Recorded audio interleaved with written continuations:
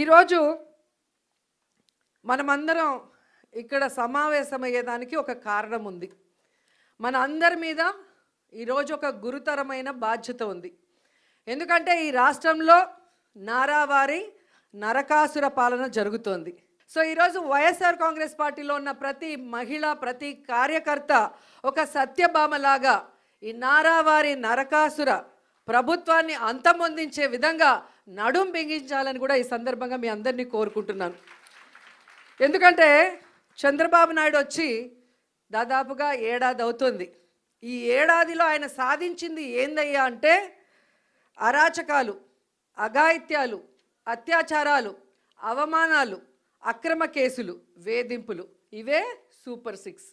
So ఈ super 6 ఇవ్వడానికి ఉత్సాహం చూపిస్తున్నాడు తప్ప మనం మహిళలకు ఇచ్చిన వాగ్దానాల్ని నెరవేర్చాలన్న చిత్తశుద్ధి వాళ్ళకి లేకపోవటం అనేది మనం అందరం కూడా గమనించాలి.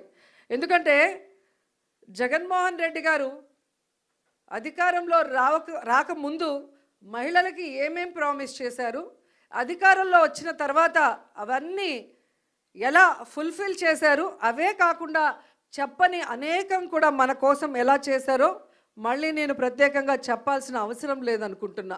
ప్రతి కుటుంబంలో ఎంతమంది ఏ స్కీమ్కి అర్హులో కులం, మతం, పార్టీ చూడకుండా అందరికీ అన్నీ అందించారు కాబట్టే ఈరోజు మనం ధైర్యంగా గ్రామాల్లోకి వెళ్ళగలుగుతున్నాం.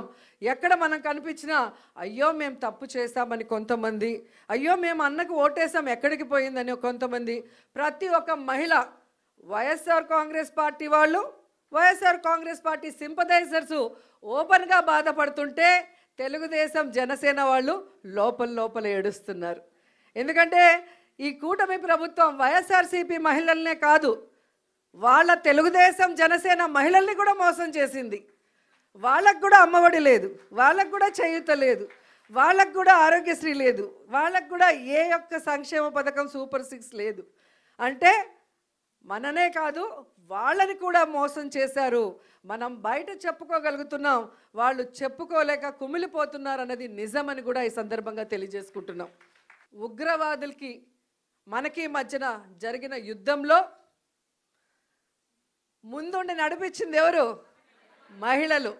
సో మహిళలుగా మనం గర్వపడాలి.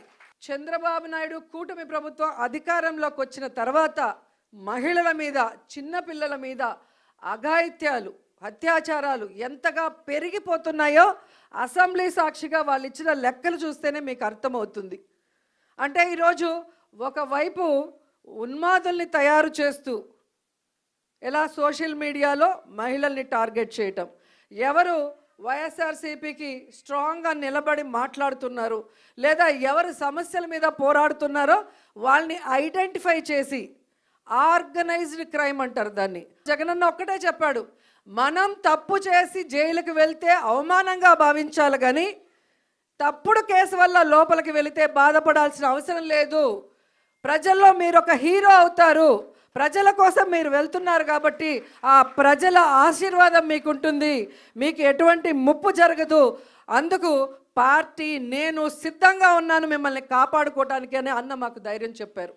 అధికారంలో ఉన్న, అపోజిషన్లో ఉన్న మనని, ప్రజల్ని సొంత బిడ్డల్లాగా ఆయన ఎప్పుడూ ఆదరిస్తారు, మనకు ఎప్పుడూ అండగా ఉంటారు. కాబట్టి అలాంటి మంచి వ్యక్తి మళ్ళీ ముఖ్యమంత్రి అయితే ప్రజలు బాగుంటారు, రాష్ట్రం అభివృద్ధి చెందుతుంది, మనం అందరం కూడా గౌరవమైన స్థానంలో ఉంటాము అన్న విషయం మీ అందరికీ తెలియజేసుకుంటూ, రాబోయే కాలంలో మహిళా సమస్యల మీద పోరాటం కోసమైనా, మహిళల హక్కులు సాధించడానికి నిలదీయటానికైనా మీ అందరికీ అండగా మేమంతా ఉంటామని మాట ఇస్తూ సెలవు తీసుకుంటున్నాను.